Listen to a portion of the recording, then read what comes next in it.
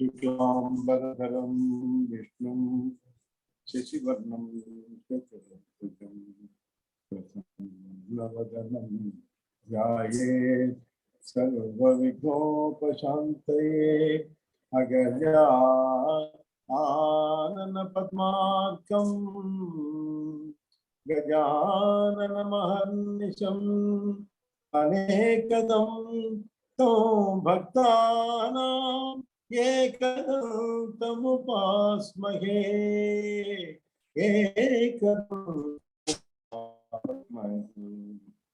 ओम गजाननाय नमः, ओम वरसिद्धिविनायकाय नमः, ओम मंगलप्रदाताय नमः, ओम पार्वती प्रियतनुजाय नमः, ओम माताय नमः।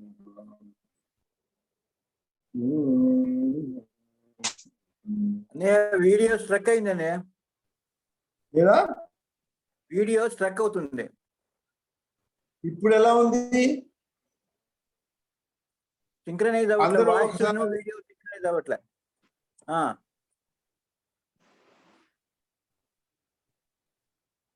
రావట్లేదా ఉషా? వస్తుంది వస్తుంది, ఇప్పుడు వస్తుంది. రెండు వస్తున్నాయి, ఆడియో వీడియో రెండు వస్తూనే ఉన్నాయి. బాగుంది, నాకు వస్తున్నదండి. సరేనమ్మా. నిన్న లక్ష్మణస్వామి యొక్క కోప తీవ్రతని శ్రీరాముడు ఎంత బాగా, ఎంత మధురంగా మాట్లాడి, ఎంత చక్కగా మాట్లాడి, ఏదైనా ఎంత వేదాంత పూర్వకంగా మాట్లాడి తగ్గించాడు. ఎంత చక్కగా తగ్గించాడు చూసారా? అవే మాటలు తన తల్లితో కూడా చెప్పాడు.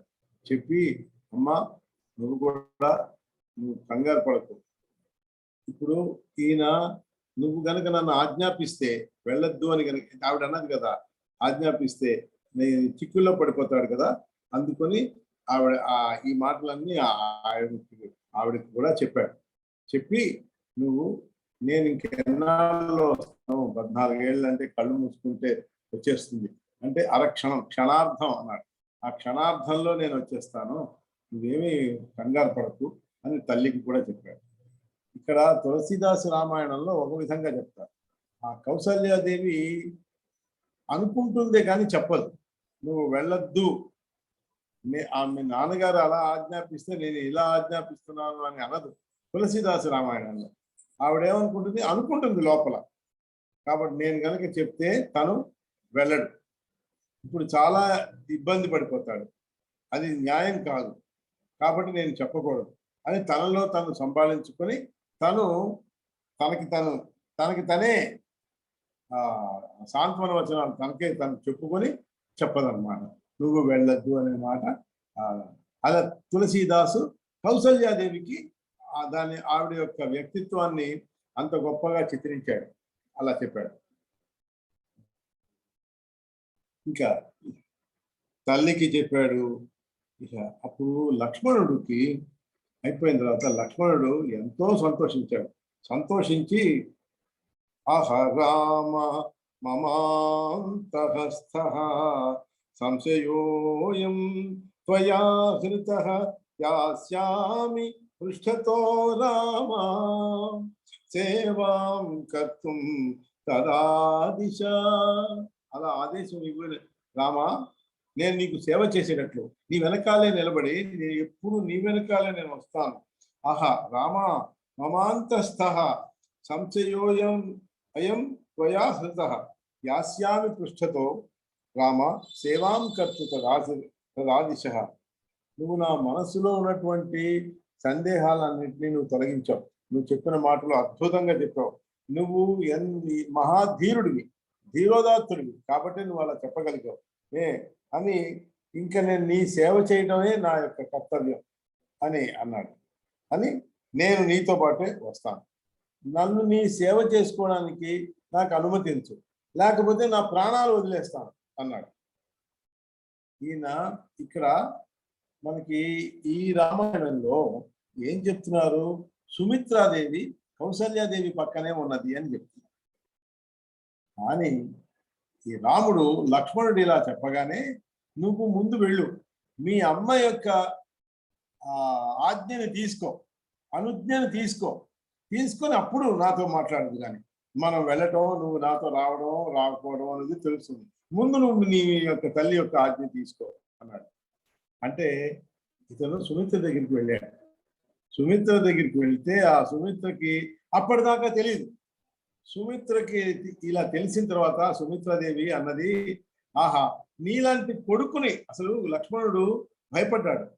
ఇంత చేసి అన్నగారు ఒప్పుకున్నారు నేను తనతో రావడానికి, బాగానే ఉంది. ఇప్పుడు అమ్మ ఒప్పుకోకపోతే తల్లి ఆజ్ఞని మీరలేరు కదా. కాబట్టి ఇప్పుడు మరి సుమిత్ర ఏమంటుందో అని భయపడుతూ లక్ష్మణుడు ఆవిడ దగ్గరికి వెళ్ళాడు. వెళ్ళి చెప్పాడు, ఇగో ఇట్లా జరిగింది, కైకేయి వారాల వల్ల ఇప్పుడు ఈ ప్రాబ్లమ్స్ వచ్చినాయి. కాబట్టి ఇప్పుడు ఏం చేయాలి, నేను కూడా అన్నతో వెళ్ళటానికి నాకు అనుమతించు అని అంటే ఆవిడ ఒక్కసారిగా ఆవిడ ఏడుపు వచ్చేసింది. ఏడుపు వచ్చేసి ఏడ్చేసింది. ఏడ్చి మళ్ళీ నిలదొక్కుని ఆవిడ అన్నది, ఓ లక్ష్మణ, నీలాంటి కొడుకు నాకు పుట్టాడని నేను ఎంతో గర్విస్తున్నాను, ఎంతో సంతోషిస్తున్నాను. నువ్వు రాముడు లేకపోతే అయోధ్య కాదు, సీతారాములు లేకపోతే అసలు నీకు ఏది కాదు, నీకు రాముడే ముఖ్యం. కాబట్టి నువ్వు రాముడినే సేవిస్తూ ఉండు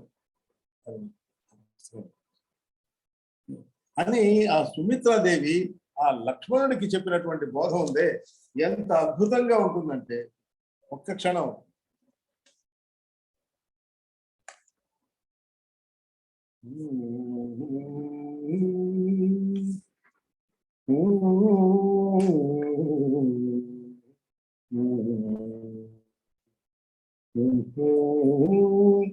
చూడు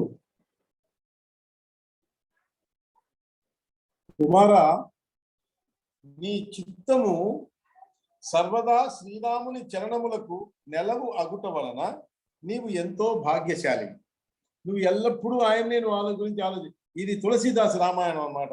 భూరి భాగభాజను భయహు మొహి సమేత బలి జావు జౌ తుమ్హరే మన చాడి చలుకి రామ పదఖావు. కాబట్టి నీ రామభక్తికి నేను ఎంతో సంతోషపడుతున్నాను, నివాళులు అర్పిస్తున్నాను. రఘునాథునికి పుత్రుడై ఆ శ్రీ రామచంద్రమూర్తికి భక్తుడైనటువంటి పుత్రుణ్ణి కన్నటువంటి స్త్రీయే నిజముగా పుత్రవతి. అర్థమైందా? అట్లాంటి పుత్రుణ్ణి కన్నట్టేనే అదృష్టం. రాముడికి విరోధి అయినటువంటి పుత్రుణ్ణి కనటం కంటే గొడ్రాలుగా ఉండటమే మంచిది. పశువు వలె అట్టివానికి జన్మనిచ్చుట వ్యర్థం. శ్రీరాముడు వనములకు వెళ్ళటం నీ అదృష్ట ఫలమే. చూడు సుమిత్ర ఎలా అంటుందో, నీ అదృష్టం కొద్దీ ఆయన వెళుతున్నాడు. కాబట్టి నువ్వు ఇంకా వేరే కారణం ఆలోచించకు.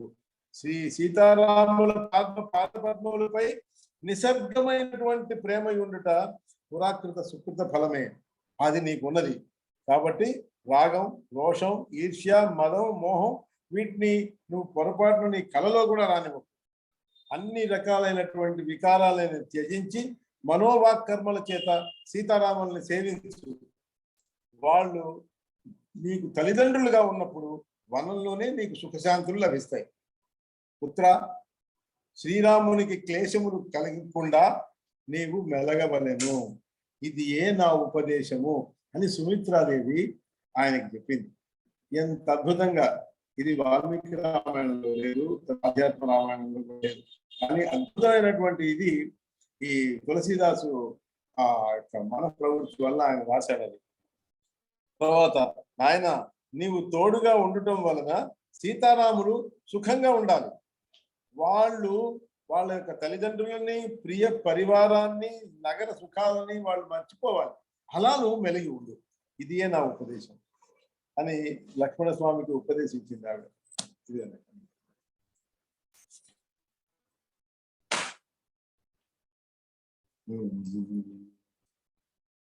సరే, ఈయన పర్మిషన్ ఇవ్వాలి కదా. రాముడు అనుగ్రహిణీష్ణ రామనోచే ప్రాణాం స్వజామ్యహం. లక్ష్మణుడు అంటున్నాడు, నువ్వు నన్ను అనుగ్రహిస్తే, నన్ను నా అనుజ్ఞ ఇచ్చి నేను నీతో వస్తే నేను వస్తాను, లేకపోతే ప్రాణాం స్వజామ్యహం, నేను ప్రాణాలను వదిలిపెట్టేస్తాను. తథేతి రాఘవోప్యాహ లక్ష్మణం యాహిమాచిరం. సరేనయ్యా, ఇంకా పద, ఒప్పుకున్నానులే, నువ్వు తొందరగా ఇంకా నువ్వు ఆలస్యం చేయకు, మాచిరం, నువ్వు ఆలస్యం చేయకు, వెళ్ళి నువ్వు చెప్పవలసిన వాళ్ళందరికీ చెప్పేసి నువ్వు దానాలు చేయవలసినవి చేసేసి నువ్వు రా, మనం తొందరగా వెళ్ళిపోవాలి అని లక్ష్మణుడికి చెప్పాడు. ప్రతస్థేతాం సమాధాతుం గత సీతాపతిర్విభు ఆగతం పతిమాలోక్య సీతా సుస్మిత భాషిణి.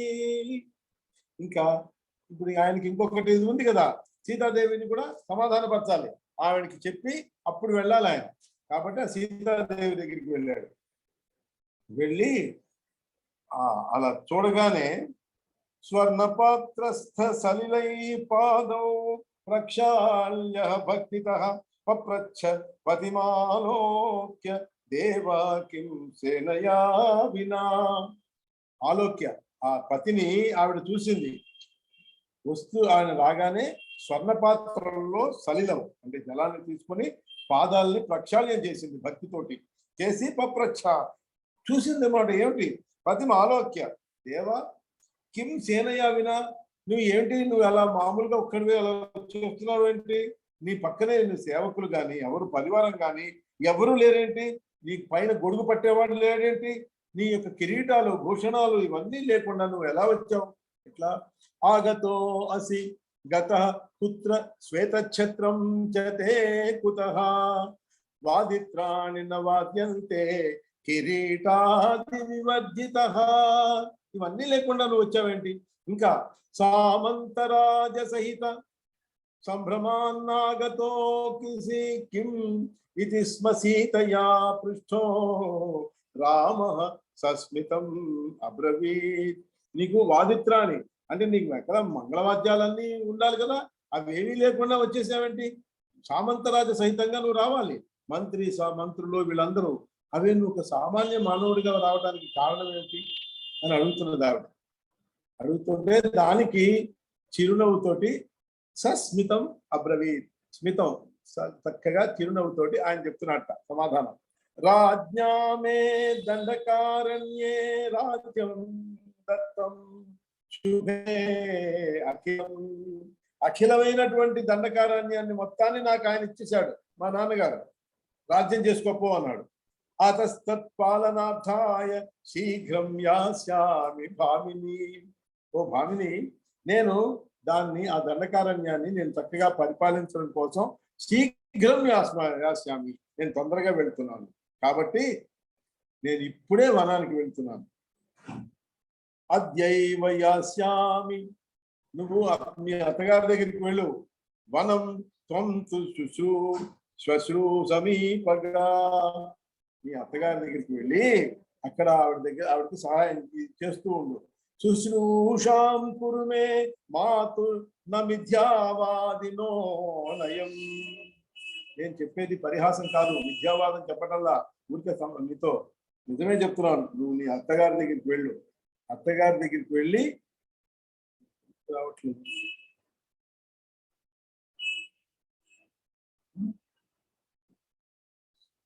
అత్తగారి దగ్గరికి ఆవిడకి శుశ్రూష చేయి.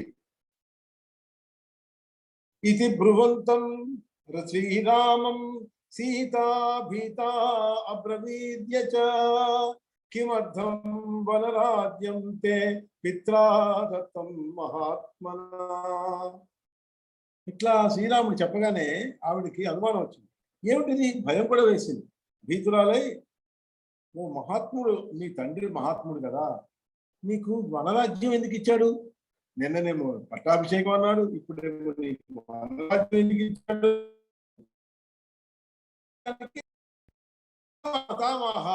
దానికి ఇలా బదులు చెప్పాడు రామ. కైకేయే రాజా ప్రీతో వరం దదౌ. కైకేయికి ఈ రాజు అయినటువంటి దశరథుడు ప్రీతితో 2 వరాలు ఇచ్చాడు.